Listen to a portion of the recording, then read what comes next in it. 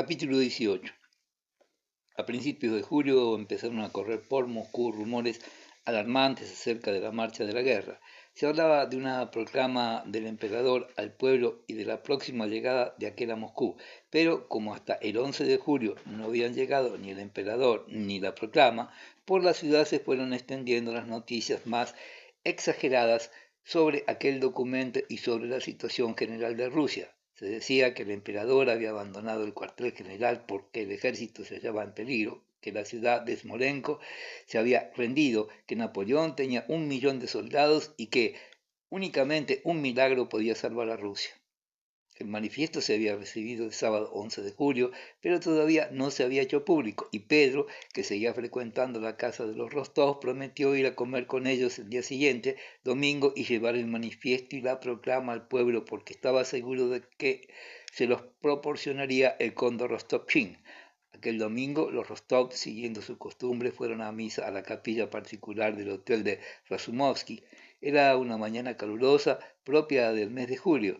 Desde las 10 horas en que los Rostov se apearon de su carruaje frente a la iglesia, en el aire sofocante, en los gritos de los vendedores ambulantes, en los vestidos claros y deslumbradores de la multitud, en las joyas polvorientas de los árboles de los bulevares, en el son de la música, en los pantalones blancos de los soldados, de los batallones que desfilaban, en la agitación de las calles y hasta en el ardor del sol brillante había toda la languidez del verano, la satisfacción y el disgusto del presente que se siente con una nitidez singular en las ciudades los días claros y calurosos.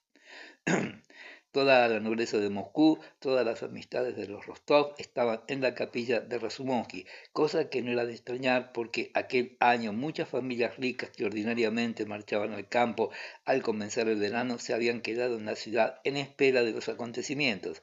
Al pasar detrás del lacayo con librea que hacía apartar a la multitud, Natacha oyó que un muchacho hablando de ella decía en voz baja: «Esa es la señorita Rostov, es ella misma». Y que otra voz contestaba: «Cómo ha adelgazado, pero está tan bonita como siempre». Entendió, creyó entender que pronunciaban el nombre de Kuragin y el de Volkonsky, y no le sorprendió porque siempre se había figurado que todo el mundo conocía su desgracia y que la gente no pensaba más que en lo que le había ocurrido a ella. Temblorosa y con el alma dolorida, como siempre que se encontraba entre la multitud, Natacha pasó con su vestido de seda lila adornado con lazos negros, como saben pasar las mujeres, tanto más tranquilas y majestuosas cuanto mayor es el dolor que sienten en el alma. Sabía y no se engañaba que era bonita, pero esto no la hacía tan feliz como antes. Al contrario, desde hacía algún tiempo esto la atormentaba, y en aquel día claro y caluroso de ciudad su tormento fue mucho mayor. Otro domingo, otra semana, se dijo, recordando que también estaba allí el domingo anterior, y siempre la misma vida, sin vida, siempre las mismas condiciones en las cuales era antes tan fácil vivir. Soy bonita.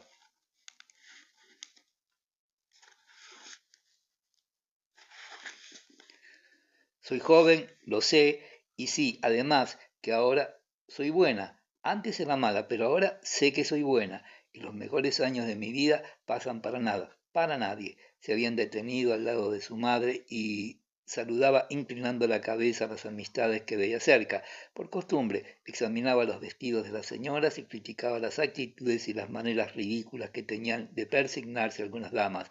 Volvía a pensar con despecho que las juzgaban a ella y que ella juzgaba a los demás. De repente, al oír la voz del sacerdote, se horrorizó de su perversidad, pareciéndole que había perdido otra vez su pureza de antes.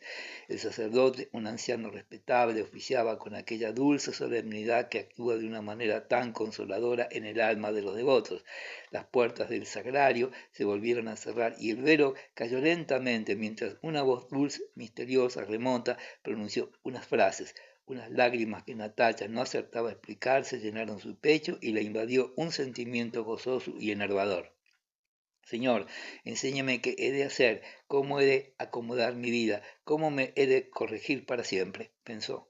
El diácono salió al presbiterio, se arregló los largos cabellos y poniéndose la cruz sobre el pecho empezó a decir en voz alta y solemne las palabras de la oración.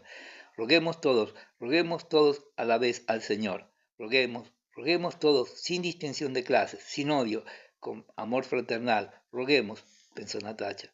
Roguemos porque nos conceda el cielo y la salud de nuestras almas. Roguemos para obtener la paz de los ángeles y de las almas de todos los seres espirituales que viven por encima de nosotros, rezó Natacha. Cuando los fieles rogaron por el ejército, ella se acordó de su hermano y de Denisov. Cuando rogaron por los marineros y los viajeros, se acordó del príncipe Andrés y rezó por él pidiendo al Dios que le perdonara por el daño que le había hecho. Cuando rogaron por los que nos quieren, rezó por sus padres, por su padre y por su madre, y por Sonia, y por primera vez comprendió que se había portado mal con ella y sintió toda la fuerza de su amor por toda su familia. Cuando rogaron por los que nos odian, se inventó unos enemigos imaginarios para poder rezar por ellos. Consideró como enemigos a acreedores y a todos aquellos que tenían negocios con su padre, y cada vez al pensar en los enemigos y en aquellos que nos odian, no pudo por menos de acordarse de Anatolio, que tanto daño le había hecho, y a pesar de que no lo odiaba, rezó con alegría por él, como si realmente fuera su enemigo. Solamente rezando podía acordarse con alma del príncipe Andrés y de Anatolio como hombres hacia los cuales sus sentimientos se desvanecían en comparación con el sentimiento de temor y adoración de Dios. Cuando rogaron por la familia imperial y por el Santo Sínodo, inclinó más la cabeza y se persignó diciéndose que, a pesar de no comprenderlo, no podía dudar y tenía que amar al Santo Sínodo y rezar por él. Una vez terminada la oración, el diácono se hizo la señal de la cruz sobre el pecho y dijo: encomendémonos los unos a los otros y encomendémonos nuestras vidas a Jesucristo, Dios nuestro. Encomendémonos a Dios, repetía con toda su alma Natalia. Dios, yo me abandono a tu voluntad. Yo no quiero nada, no deseo nada. Enséñame lo que tengo que hacer porque he de usar mi voluntad, pero tómame. Natalia se decía todo esto mentalmente, con impaciencia, con enternecimiento, sin santiguarse, con los brazos delgados caídos a lo largo de su cuerpo, como si esperara que una fuerza invisible la tomara y la libertara de sus compasiones, de sus deseos, de sus remordimientos, de sus esperanzas y de sus fracasos. Muchas veces durante el oficio, la condesa miró la cara atenta y los ojos brillantes a su hija y pidió a Dios que la ayudara. De repente, a la mitad del oficio, alterando el orden que Natacha conocía muy bien, el diácono trajo un banquito, aquel sobre el cual se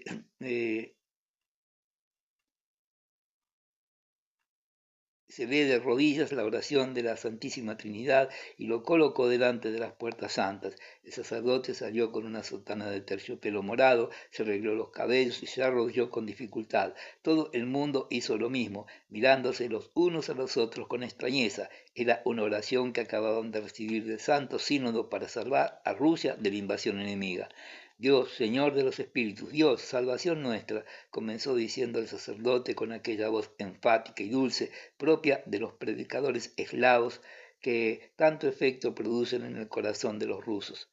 Dios, Señor de los espíritus, Dios, salvación nuestra, concede tu gracia a los que te imploran humildemente. Escucha nuestra oración y ayúdanos.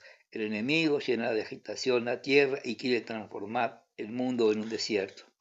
Este enemigo se alza contra nosotros. Unos hombres criminales se han reunido para destruir nuestro reino cristiano, para alterar su fiel Jerusalén. Dios amado, para aniquilar tu Rusia, para acabar con tus templos y revolver los altares y proponer tu santuario. ¿Hasta cuándo, Señor, triunfarán los pecadores? ¿Hasta cuándo podrán vulnerar tus leyes? Dios y Señor, escucha a los que te imploramos, sostén con tu fuerza a nuestro muy piadoso y autócrata emperador Alejandro Pavlovich y que su lealtad, su dulzura encuentre gracia a tus ojos, recompénsalo por sus virtudes con las cuales defiende a tu Israel bien amado, bendice tus resoluciones, sus empresas y sus obras, fortifica con tus manos todopoderoso a su reino y concédele la victoria contra el enemigo, como a Moisés contra Amalek, a Gedeón contra Medián, a David contra Goliat. Protege sus ejércitos, sostén el arco de cobre debajo del brazo de los que se han armado en tu nombre y síguelo con tu fuerza para el combate. Ármate y toma el escudo. Ven, auxílianos, que se avergüencen los que nos quieren mal, que sean como el polvo que el viento dispersa ante tus fieles ejércitos y da a tu ángel el poder de abatirlos y de perseguirlos, que sus secretos designios se vuelvan contra ellos en pleno día, que caigan a los pies de tus esclavos para que los pisoteen. Señor, tú puedes salvar a los grandes y a los pequeños, porque tú eres Dios y el hombre no puede nada contra ti.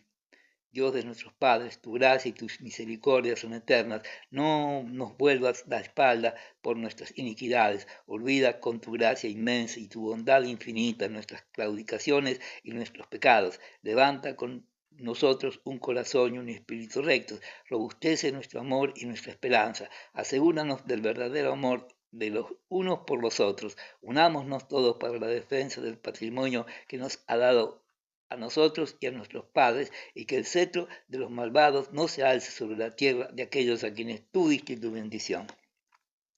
Mantén nuestra esperanza, no nos abandones y haz un milagro por nuestro bien para que lo vean los que nos odian y los que odian a nuestra religión ortodoxa, que los pueblos puedan convencerse de que tu nombre es el del Señor y que nosotros somos tus criaturas. Muéstranos, Señor, tu misericordia y concédenos la liberación. Alegra al corazón de tus esclavos con tu gracia, castiga a nuestros enemigos y destrúyeles bajo los pies de tus creyentes, porque tú eres el socorro, la ayuda y la victoria de los que se confían a ti. Gloria a ti, al Padre, al Hijo y al Espíritu Santo, ahora, siempre y por todos los siglos de los siglos. Amén.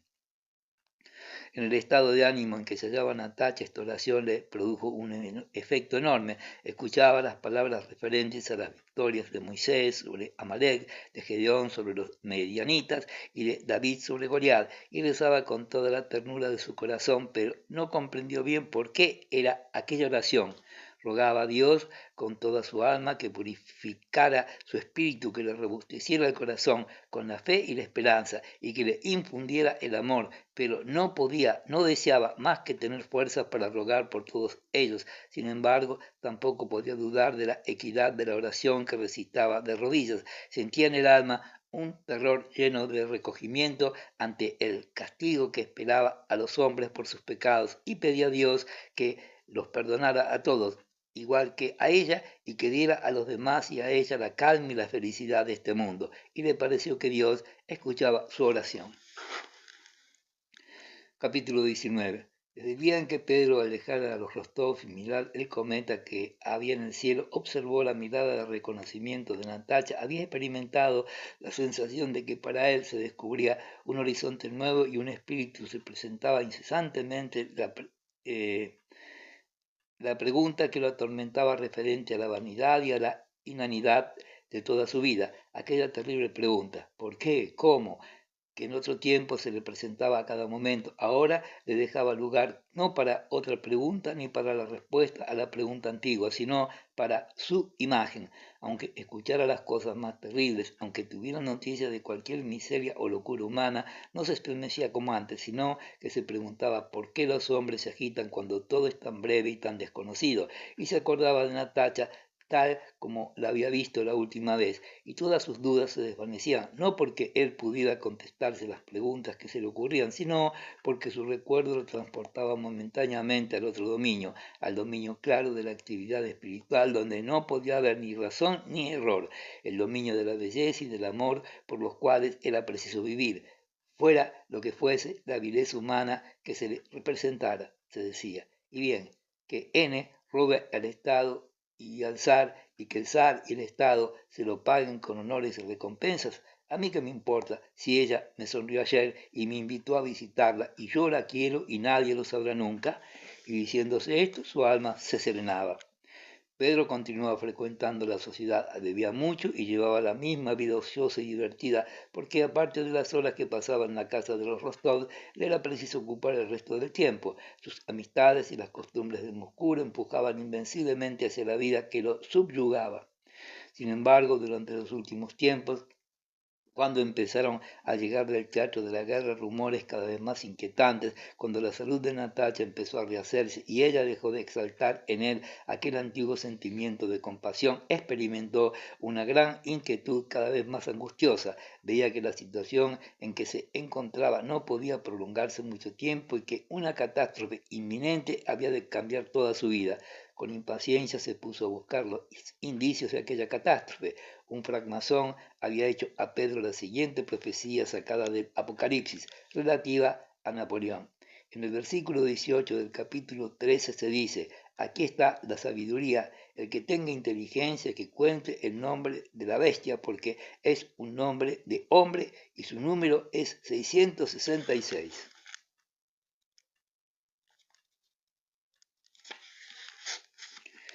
Y en el versículo 5 del mismo capítulo estaba escrito: y le fue dada una boca que pronunciaba discursos llenos de orgullo y de blasfemias, y le fue concedido el poder de hacer la guerra durante 42 meses.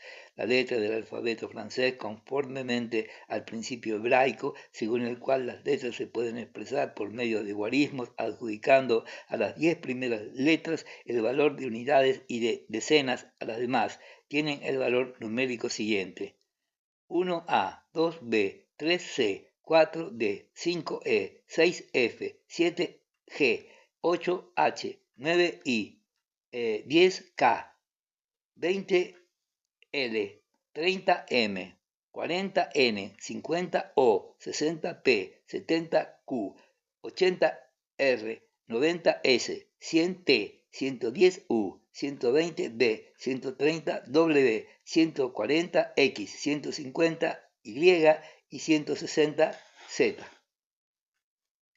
Usando este alfabeto cifrado, las palabras el emperador Napoleón, escritas en francés, corresponden por sus letras a unos números que, sumados, dan el resultado de 666. Así pues, Napoleón era la bestia de que habla el Apocalipsis. Por otra parte, el escribir con ayuda de este mismo alfabeto el número 42, es decir, el límite que ha sido señalado a la bestia para pronunciar discursos llenos de orgullo y de blasfemias, la suma de las cifras que corresponden a la palabra 42 es también 666, de lo cual se desprende que el poder de Napoleón acabaría en 1812, cuando el emperador de los franceses hubiera cumplido sus 42 años.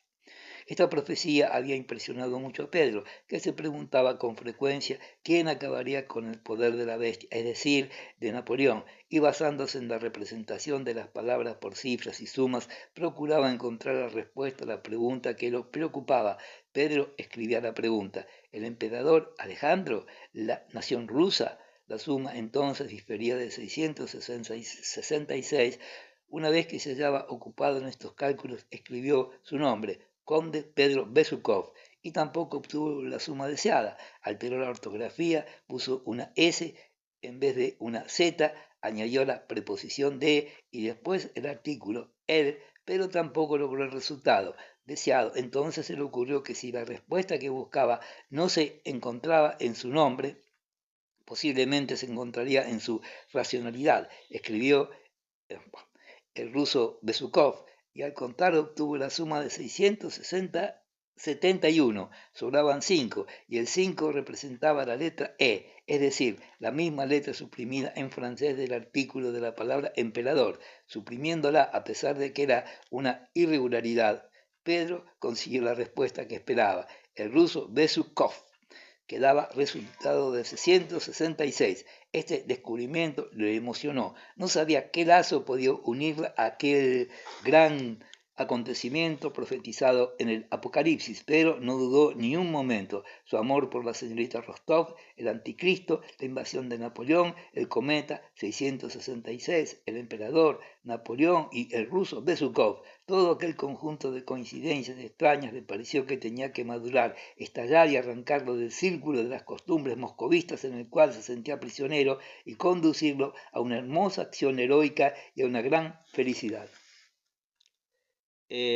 La víspera de aquel domingo en que fue leída la oración, Pedro había prometido a los Rostov que le llevaría la proclama del emperador al pueblo ruso y las últimas noticias del ejército.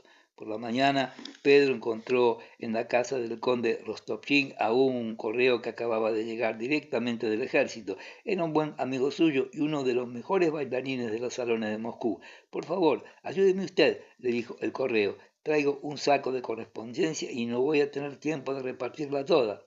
Entre las cartas que había traído el correo había una de Nicolás Rostov dirigida a su padre. Pedro la tomó. El conde Rostopchín dio a Pedro una copia de la proclama del emperador, la última orden publicada en el ejército y el manifiesto. Al leer las órdenes del ejército, Pedro encontró entre las relaciones de los muertos, de los heridos y de los condecorados el nombre de Nicolás Rostov, distinguido con la Cruz de San Jorge, de cuarto grado por su comportamiento en la acción de Ostrovna. Una línea más abajo se daba cuenta del nombramiento del príncipe Andrés Volkonki para el cargo de comandante del regimiento de cazadores. A pesar de que no quería hablarles de Volkonki y a los Rostov, Pedro no podía sustraerse al deseo de alegrarlos con la noticia de la condecoración de su hijo y les envió la orden del día en la cual constaba la recompensa con la carta y dejó en su casa la proclama oficial y las otras órdenes con la intención de llevarlas a la hora de la comida. La conversación con el conde Rostopchín, su actitud inquieta y la prisa que tuvo en hablar con el correo que explicaba, charlando hasta por los codos, el mal estado de los asuntos en el ejército, el rumor de los espías descubiertos en Moscú, lo que decían los papeles que circulaban por la ciudad en los cuales se afirmaba que Napoleón había prometido presentarse en las dos capitales rusas antes del otoño, las conversaciones sobre la llegada del emperador que era esperado el día siguiente y otros detalles no menos alarmantes sobre la situación produjeron en el ánimo de Pedro, junto con una nueva energía, un sentimiento de emoción y de esperanza que vino a reforzar el sentimiento que no lo abandonaba desde la aparición del cometa y sobre todo desde el comienzo de la guerra. Hacía mucho tiempo que a Pedro se le había ocurrido la idea de entrar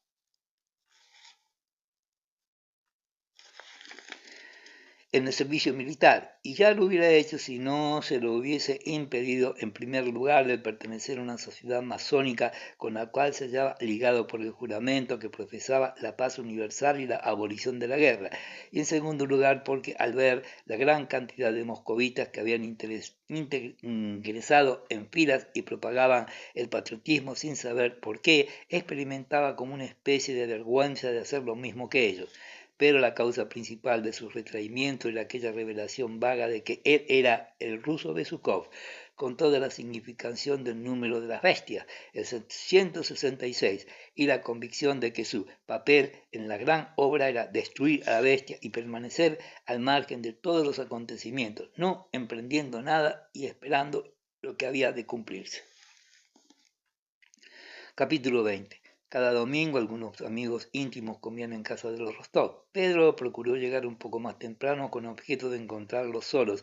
Aquel año Pedro había engordado de tal modo que hubiera sido horrible si no hubiese tenido su magnífica estatura y sus miembros fuertes y robustos. Subió la escalera y resoplando y murmurando entre dientes. El cochero no le preguntó si tenía que esperarle. Sabía que el conde permanecería en casa de los Rostov hasta medianoche.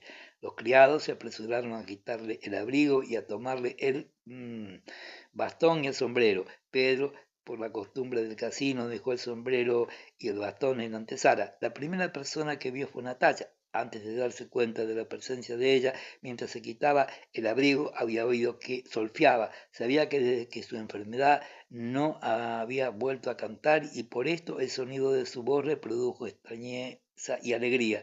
Abrió la puerta poco a poco y vio a Natacha con un vestido lila, el mismo que llevaba para la misa, paseándose por la habitación y cantando. Cuando abrió la puerta, ella estaba de espaldas, pero cuando se volvió y se dio cuenta de la cara de sorpresa de Pedro, se puso encarnada y se le acercó presurosamente.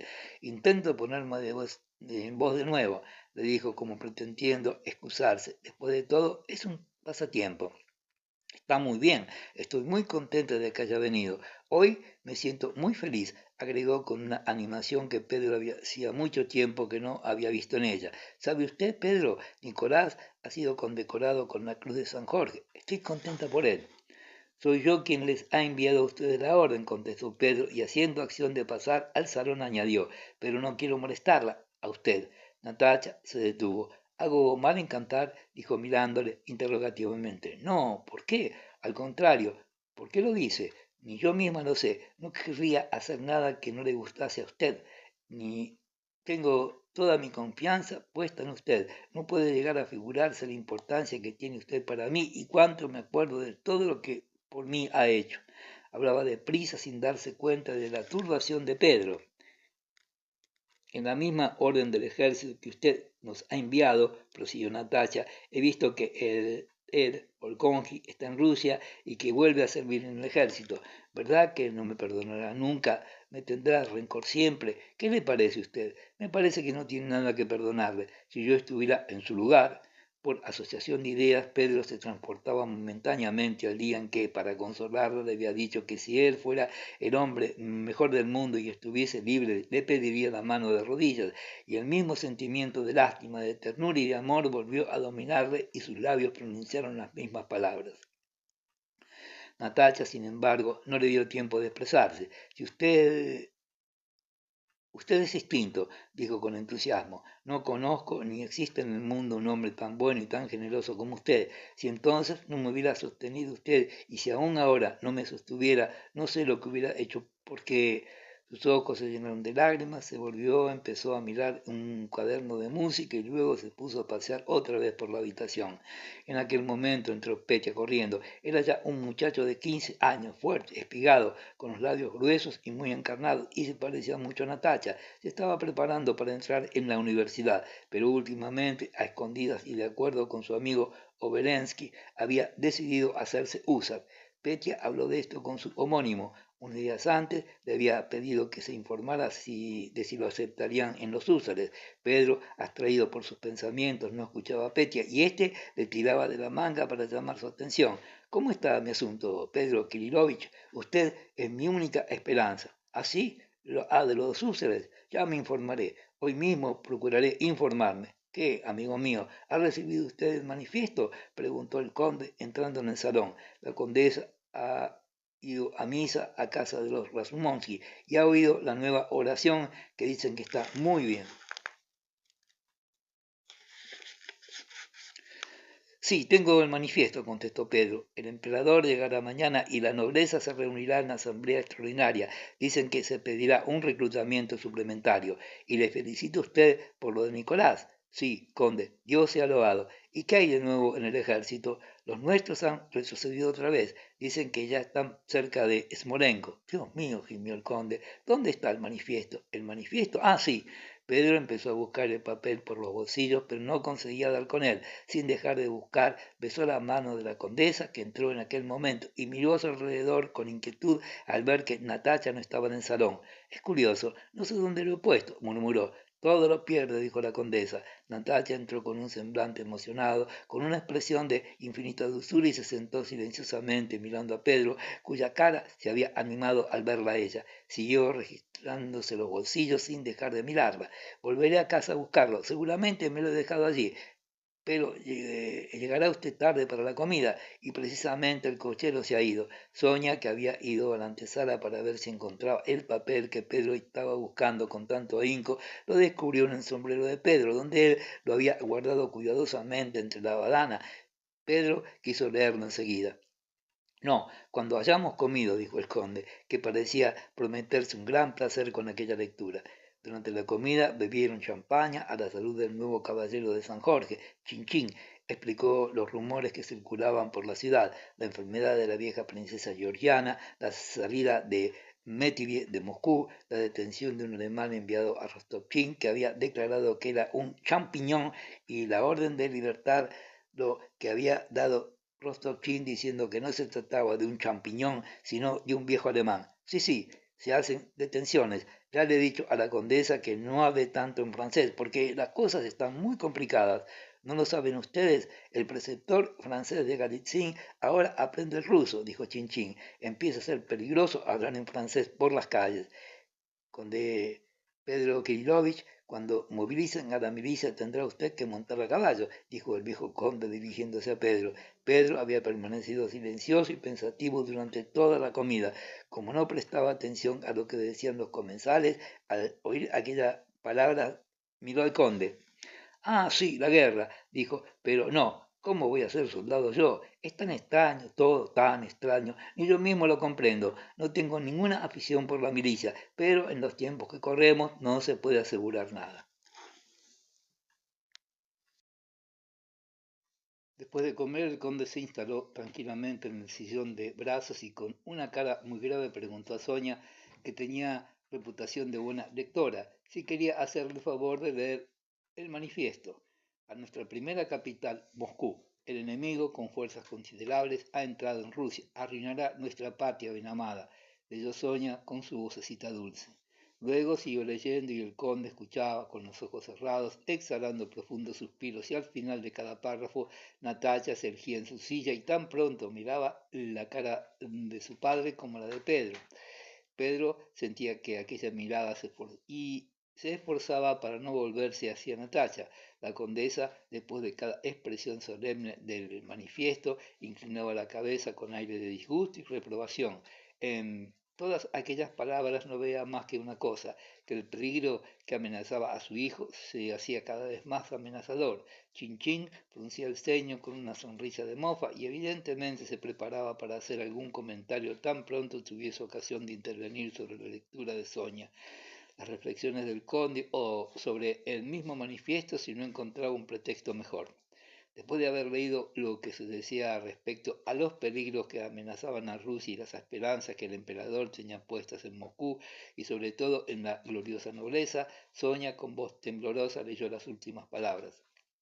Sin embargo, permaneceremos entre nuestro pueblo, en esta capital y en otros lugares de nuestro país, para aconsejar y guiar a todas nuestras milicias, lo mismo aquellas que hoy cortan el camino al enemigo que aquellas otras que habrán de formarse para combatirlo, allí donde se presente, que la perdición en que sumimos en que quieren sumirnos recaiga sobre su cabeza y que Europa, libertada de la esclavitud, glorifique el nombre de Rusia. Esto es, exclamó el conde, abriendo los ojos húmedos por la emoción, que el emperador pronuncie una sola palabra y lo sacrificaremos todo, no ahorraremos nada. Chinchín iba a colocar una de sus habituales chanzas a propósito del patriotismo del conde, cuando Natalia se levantó y corrió hacia su padre. Muy bien, papá, dijo abrazándolo, pero mirando a Pedro con aquella coquetería inconsciente que le producía la animación de que se hallaba poseída otra vez. Esto es un patriota, comentó Chinchín. Patriota, no. Únicamente, replicó Natalia, ofendida. Usted lo encuentra todo ridículo, y esto no es ninguna broma. ¿Cómo se entiende una broma? Repitió el conde. Que diga solamente una palabra y todos iremos a donde nos mande. Nosotros no somos unos alemanes cualquiera. ¿Han visto ustedes que en mi manifiesto se dice por el Consejo General? Preguntó Pedro. Y bien, ¿qué importa? Sea quien sea. En aquel momento Petya, del que nadie hacía caso, se acercó a su padre y muy erguido, con una voz que tan pronto era bronca y robusta como tenue y delgada, dijo: Papá, le pido con toda mi alma y a mamá también que me permitan entrar en el ejército porque no puedo más. Eso es. La condesa levantó al cielo los ojos asustados, juntó las manos y dirigiéndose a su marido exclamó: Vaya, qué has lucido. El conde, sin embargo, se serenó enseguida. Está bien, replicó. Ahora me sale otro soldado. Déjate de tonterías. Lo que has de hacer es estudiar. No son tonterías, papá. Fedia Obolensky es más joven que yo y ya está a punto de ingresar en el ejército. Y además es inútil. No puedo aprender nada mientras. Se detuvo un instante mirando a su padre fijamente y luego completó la frase: mientras la patria está en peligro. Vamos, basta. Ya has dicho bastante necedades. Pero tú mismo acabas de decir que no ahorrarás nada. Petya, te digo que te calles, exclamó el conde mirando a su mujer que no separaba los ojos de su hijo pequeño. Y yo te digo, papá, que, mira, Pedro Kirilovich también te dirá que, te vuelvo a decir que todo esto son tonterías. Todavía necesitas andadores y ya quieres ser soldado. Pues ya lo saben ustedes, quiero serlo. El conde tomó el papel probablemente para leerlo otra vez en su despacho y salió del salón. Pedro Kirilovich, fuimos a fumar un cigarro. Pedro no sabía qué hacer. Los ojos de Natacha brillaban de una manera desacostumbrada y le miraban con ternura. Esto le hacía sentirse confuso e intranquilo. No, es tarde, he de marcharme. ¿Por qué ha de marcharse? ¿No quiere pasar la velada aquí? Vaya, cada día se vuelve usted más extraña. ¿No ve que la pequeña Natacha no está contenta más que cuando está usted con nosotros? He de volver necesariamente a casa, aseguró Pedro, sin saber lo que decía. Tengo que resolver unos asuntos. Bien, como usted quiera. Hasta la vista, dijo el conde saliendo de la habitación. ¿Por qué se va usted? ¿Por qué está tan agitado? Preguntó Natacha a Pedro mirándole provocativamente. Porque te amo, quería decirle, pero no lo dijo, palideció intensamente y bajó la cabeza para ocultar su emoción. Porque sería mejor para mí no venir tanto, repuso lentamente. Porque... No, sencillamente porque tengo mucho que hacer. ¿Por qué? Dígamelo, empezó a decir Natacha, pero también se calló. Los dos se miraban asustados y cohibidos, intentaban sonreír y no podían. La sonrisa de Pedro expresaba un profundo sufrimiento. Tomó la mano de ella, se la besó y salió sin pronunciar una palabra. Acababa de adoptar la resolución de no volver a la casa de los Rostov. Capítulo 21. Petya, después de la negativa que acababa de recibir, se fue a su habitación, se encerró en ella y se puso a llorar con gran desconsuelo. Todos fingieron que no se daban cuenta de su pesar cuando volvió para tomar el té con la cara sombría y los ojos hinchados. Al día siguiente llegó el emperador. Algunos criados de los Rostov pidieron permiso para ir a verlo. Aquella mañana Petya empleó mucho tiempo para vestirse y se peinó y se arregló el cuello como una persona de representación. Se miraba a cada momento al espejo, hacía gestos extraños y erguía su cuerpo como un soldado en una revista militar. Finalmente, sin decir nada a nadie, se puso el sombrero y salió de la casa por la escalera de servicio, procurando pasar inadvertido. Había decidido ir derechamente a la residencia del emperador y explicarle francamente a uno de sus chambelanes que el conde Rostov, a pesar de su juventud, deseaba servir a la patria, que sus pocos años no podían ser un obstáculo, dado su enorme entusiasmo y que estaba decidido a todo. Mientras se arreglaba en su cuarto, había pensado una serie de palabras bonitas para decírselas al chambelán. Petya tenía confianza en el éxito de su gestión cerca del emperador, precisamente porque era un chico. Estaba convencido de que todo el mundo quedaría admirado de su valentía, pero al mismo tiempo quería parecer más viejo por la disposición del cuello, por su peinado y por su actitud grave e irreflexiva. Pero a medida que iba andando por las calles, iba distrayendo con el movimiento de la multitud que aumentaba continuamente en las inmediaciones del Kremlin y se olvidaba de conservar la lentitud propia de los hombres maduros. Al acercarse al Kremlin empezó a preocuparse de no ser arrollado por la gente y resueltamente, con aire amenazador, se abrió paso a codazos. Pero al llegar a la puerta de la Trinidad, a pesar de su aire decidido, la muchedumbre, que probablemente no conocía las intenciones patrióticas que le llevaban al Kremlin, lo apretujó y lo empujó contra la pared de una casa y allí hubo de quedarse viendo pasar los carruajes que entraban entre el bullicio y la algarabía de aquel enorme gentío. Al lado de Petya había una mujer, un criado, dos tenderos, un soldado retirado. Después de permanecer un buen rato parado junto a la puerta, Petya, sin esperar a que los coches hubieran acabado de entrar, quiso seguir su camino y empujó decididamente a los que tenía delante, intentando abrirse paso con los codos separados. La mujer, que estaba cerca de él, al sentir aquellos codazos, gritó indignada: ¿Qué es esto? ¿Qué quiere este presumido? ¿Por qué empujas así? Si todos no estamos quietos, ¿por qué quieres pasar delante de nosotros?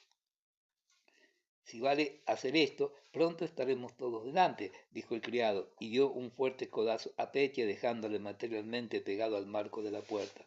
Petya se enjugó el sudor que le recorría por la cara, se arregló el cuello empapado y pensando con pena que se había puesto aquel cuello para dar la sensación de que era un personaje.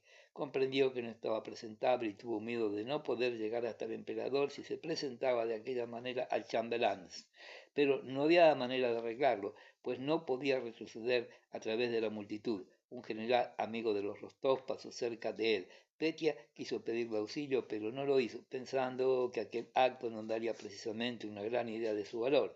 Cuando hubieron pasado todos los coches, la multitud se remolinó y arrastró a Petya hacia la plaza rebosante de gente. No solo la plaza estaba llena de botes en bote, sino que hasta los tejados se veían abarrotados de curiosos. Al encontrarse Petya en aquel lugar, oyó claramente el repique de las campanas que llenaba todo el Kremlin, mezclado con el rubor de la algarabía del pueblo. Al cabo de un momento la plaza se despejó un poco y de pronto las cabezas se descubrieron. La muchedumbre se echó hacia adelante en un movimiento de expectación. Petya se sintió empujado y oprimido, de tal modo que apenas podía respirar. Todo el mundo gritaba: ¡Hurra! Petia se empinó sobre las puntas de los pies, empujó a los que tenía delante, se agarró a los que tenía al lado, pero no pudo ver nada fuera de la multitud que le rodeaba. La misma expresión de enternecimiento y de entusiasmo resplandecía en todos los rostros. Una vendedora que estaba cerca de Petia sollozaba y las lágrimas se deslizaban por sus mejillas. Padre, Ángel, padre, decía enjugándose las lágrimas con las manos. ¡Hurra! Gritaban en todas partes. Durante un momento la multitud permaneció inmóvil en el mismo sitio. Sin embargo, aquella inmovilidad se vio pronto alterada por los empujones de los que se hallaban detrás. Petia, sin saber lo que hacía, apretó los dientes, abrió mucho los ojos y se empeñó en abrirse paso empujando con los codos y gritando desaforadamente ¡hurra!, como si en aquel momento estuviera dispuesto a matar a todo el mundo si era preciso. Pero por todas partes otras personas con aquella misma expresión hosca empujaban continuamente, gritando también ¡hurra! Es el emperador, pensó Petia. No puedo hacer llegar mi súplica, sería demasiado atrevimiento. A pesar de esto, desesperado, siguió avanzando y por entre las espaldas que tenía delante vio un espacio con una alfombra roja. En aquel momento la multitud parecía tambalearse y retrocedió un poco. La policía hacía retroceder a los que estaban demasiado cerca de la comitiva. El emperador se trasladaba del palacio a la catedral de la Asunción. Petia recibió un golpe violento en un costado. Estaba tan oprimido entre la gente que de pronto los ojos se le nublaron y perdió el conocimiento. Cuando volvió en sí, un sacerdote con una melena de cabellos grises que le caían sobre los hombros y un manteo blanco muy deslucido, probablemente un chantre, lo sostenía con un brazo y con el otro lo protegía contra la multitud que seguía empeñada en avanzar. Estáis aplastando a este joven noble, pero ¿qué es eso? No hay que empujar de este modo. Tened cuidado, que le haréis daño, gritó el chantre. El emperador entró en la catedral de la Asunción. La multitud se detuvo otra vez y entonces el chantre se llevó a Petia pálido y casi sin respiración hacia el gran cañón del Kremlin. Algunas personas se apiadaron del estado de Petia y de repente la multitud se arremolinó a su alrededor. Los que estaban más cerca se apresuraron a auxiliarlo y desabrochándole el vestido para que pudiera respirar bien, lo colocaron sobre el cañón riñendo a los que lo oprimían. Lo ahogarán. ¿Qué es esto? Lo mataréis. El pobrecito está lívido, decían algunas voces. Petia se rehizo enseguida, los colores le volvieron a la cara y se le pasó la angustia. Y gracias a aquella molestia pasajera, obtuvo un lugar sobre el cañón, desde donde podía ver el emperador a su regreso de la catedral. Petia ya no pensaba en entregarle la súplica. Verlo le bastaba para ser feliz. Durante el oficio en la Catedral de la Asunción, un solemne oficio en acción de gracias por la vuelta del emperador y la paz con los turcos, la plaza se fue despejando.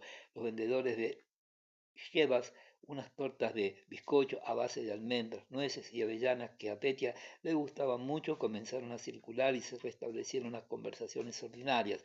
Una vendedora mostraba un chal roto y decía que le habían costado mucho dinero. Otro decía que el precio de la seda estaba por las nubes. El chantre, Salvador de Petia, discutía con un funcionario civil acerca de los personajes que aquel día oficiaban en la catedral con su eminencia.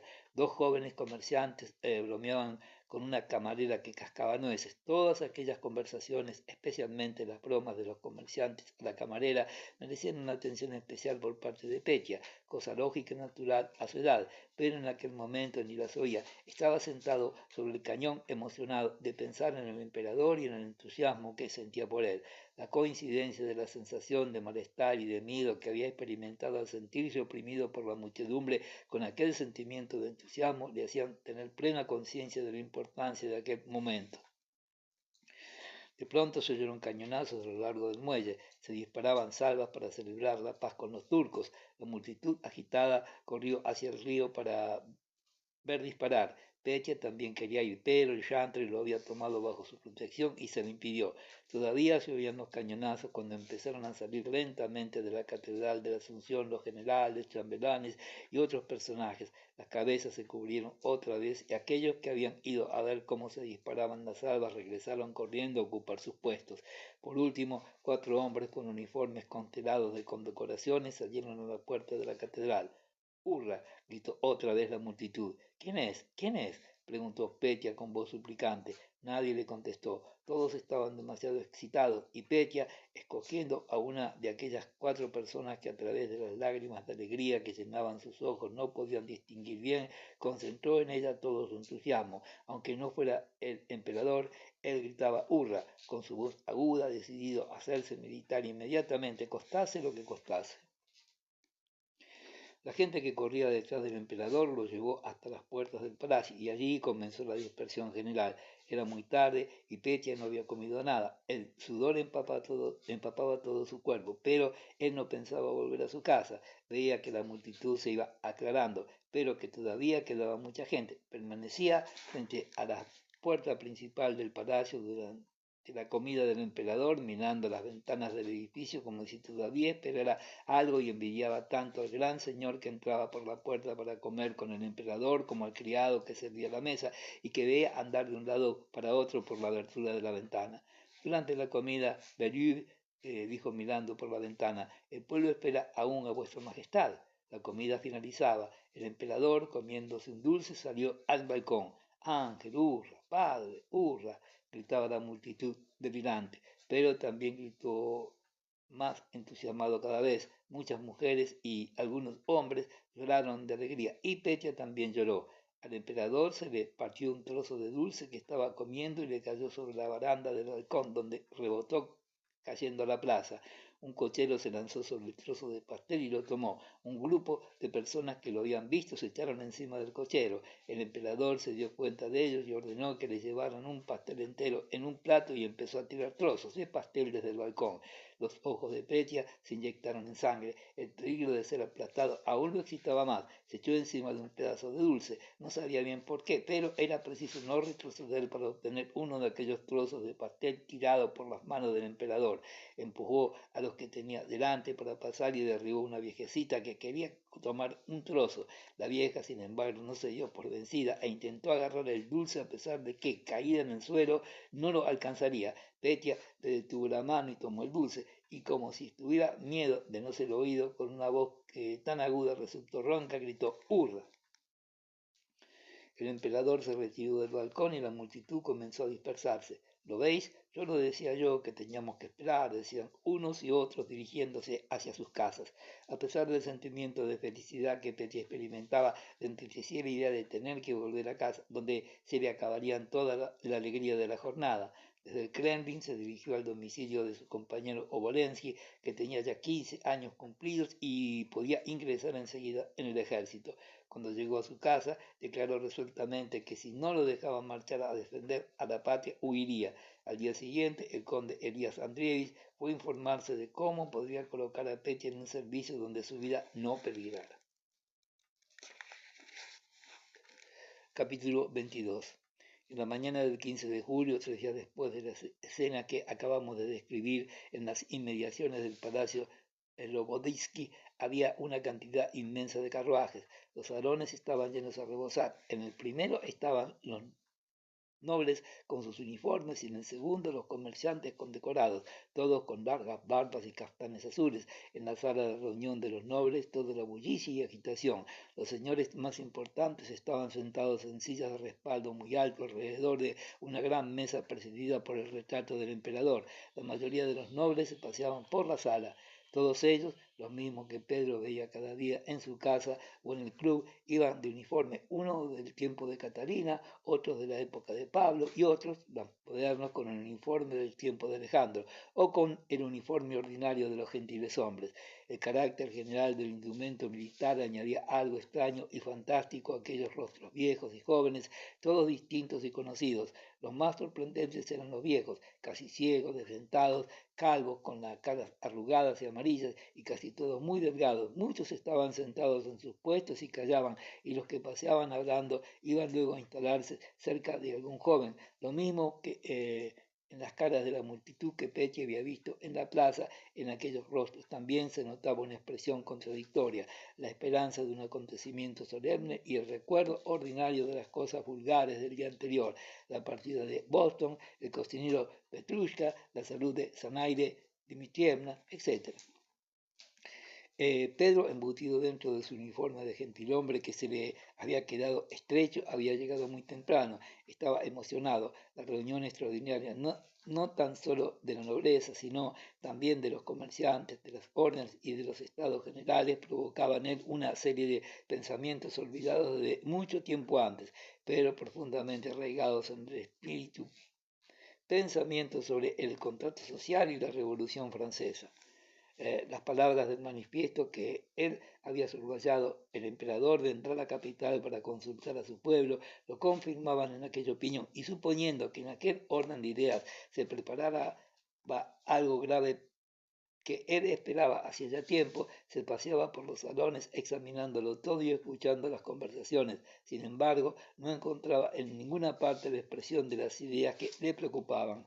Había leído el manifiesto del emperador en medio de grandes explosiones de entusiasmo y después se había dispersado todos prosiguiendo las conversaciones. Además de lo que se decía sobre las cuestiones corrientes, Pedro oía las conversaciones sobre los lugares que habían de ocupar los mariscales de la nobleza a la llegada del emperador, sobre el momento más oportuno de dar un baile en su honor, sobre la conveniencia de agruparse por distritos o por provincias y otras cosas por el estilo. Sin embargo, en cuanto se tocaba el tema de la guerra y se hablaba del motivo de aquella reunión, la conversación decaía y solo se oían palabras vagas y vacilantes. Todos preferían escuchar a hablar. Un hombre de media edad, apuesto con un uniforme de marino retirado y con el aspecto marcial, hablaba de una de las salas y a su alrededor se había formado un grupo compacto. Pedro se acercó y se puso a escuchar. El conde Elías Andrievis, con uniforme de mariscal de la nobleza de la época de Catalina, que circulaba entre la multitud con una sonrisa amable, que como todos los demás se acercó a aquel grupo, escuchaba también con su expresión de hombre bueno y aprobaba con inclinaciones de cabeza todo lo que decía el marino retirado. El hombre seguía hablando muy decidido y con cierta sabiduría, como podía deducirse de las expresiones de las caras de los oyentes y de los del hecho de que los hombres a quienes Pedro conocía como personas de carácter dulce y tranquilo se alejaban de aquel lugar haciendo señas de reprobación y contradiciendo en voz baja lo que decía el marino. Pedro se abrió paso entre el grupo y cuando hubo oído más palabras se convenció de que en efecto el que hablaba era un liberal, pero en un sentido muy diferente de que él entendía por el liberalismo. El marino, con voz de barítono particularmente sonora y con un ligero ceseo agradable, hablaba con el aplomo y la seguridad de que estaba habituado a mandar. ¿Qué? ¿Por qué los habitantes de Smolensk han ofrecido milicias al emperador? ¿Acaso hemos de tomar por modelos a los habitantes de Smolensk? Si los nobles de Moscú lo creen necesario, pueden expresar su devoción al emperador de otra manera. Es que no hemos olvidado ya de las milicias de 1807, únicamente benefició a los intendentes y a los ladrones. Este fue el único resultado. El conde Elías Andrievis sonreía haciendo guiño de aprobación. Y bien, ¿han prestado nunca las milicias un servicio útil al Estado? Vale 20.000 veces más una leva. Además, cuando esos hombres regresan a sus casas no son ni soldados ni campesinos, se han convertido en unos vagos y esto es todo. Los nobles no regatean sus vidas, no presentaremos nosotros mismos, haremos personalmente nuestro reclutamiento, que el emperador haga un llamamiento y todos moriremos por él. Elías Andrievis se tragaba la saliva satisfecho y empujaba a Pedro, que también quería hablar. Se abrió paso, impelido por una extraña animación, sin saber a ciencia cierta qué es lo que debía ni por qué quería intervenir en la conversación. Abrió la boca para empezar a hablar, cuando un senador desdentado, con cara de hombre inteligente y malintencionado, le interrumpió. Evidentemente acostumbrado a dirigir una conversación, habló en voz baja pero muy distintamente. Supongo, señor, dijo, que en este momento no nos hallamos aquí para discutir si al Estado le conviene más una leva o una milicia. Estamos aquí para responder a la llamada del emperador y hemos de dejar al poder superior la decisión de escoger lo más conveniente. De repente Pedro encontró un pretexto para intervenir, modesto con el senador que pretendía regularizar la discusión, limitando la libre exteriorización de las opiniones de los nobles llegó hasta él y cortó su peroración. Seguía sin saber lo que iba a decir, pero empezó a hablar animadamente, soltando de vez en cuando palabras francesas y expresándose en un ruso demasiado literario. Escuche, excelencia. Pedro se llevaba en muy buenas relaciones de amistad con aquel senador, pero consideró que en aquel momento debía dirigirse a él en un tono oficial. Escuche, su excelencia, a pesar de no estar de acuerdo con este señor al que no tengo el honor de conocer, yo supongo que la nobleza, además de expresar en estas circunstancias sus simpatías y su entusiasmo, está llamada también a juzgar qué medidas pueden ser las más convenientes para ayudar a la patria. Yo creo que el mismo emperador estaría descontento si únicamente hallase en nosotros a los dueños de los campesinos que estamos dispuestos a darle como carne de cañón, si no le expresáramos también nuestro parecer. Muchos de los circunstantes se alejaron del club observando la sonrisa despreciativa del senador y encontrando excesivamente libres las palabras de Pedro. Únicamente Elías Andreevich se sentía contento de aquel discurso, de la misma manera que se había mostrado satisfecho al oír al senador y al marino retirado. Era de aquellos hombres que siempre consideraba que tenía razón el último que hablaba. Yo creo que antes de discutir estos asuntos, continuó diciendo Pedro, hemos de pedir al emperador, hemos de pedir muy respetuosamente a su majestad que nos diga qué fuerzas son las del ejército y en qué situación se encuentran nuestras tropas. Y entonces Pedro no pudo acabar, lo interrumpieron a la vez desde tres sitios distintos. Su adversario más violento era Esteban Stefanovich Adrechin, su compañero en el juego de Boston, y a quien conocía desde hacía mucho tiempo y con el cual se llevaba en muy buen estado de relaciones. Stefanovich iba de uniforme. Tal vez por esta razón a Pedro le pareció otro hombre, Esteban Stefanovich, con una cólera senil que le subía a la cara como una llamarada de fuego, exclamó dirigiéndose a Pedro. En primer lugar, he de decirle que nosotros no tenemos derecho a pedir al emperador una cosa semejante. Y en segundo lugar, que suponiendo que la nobleza tuviera este derecho, el emperador tampoco podría contestarnos. Las tropas avanzan a medida que los movimientos del enemigo aumentan o disminuyen.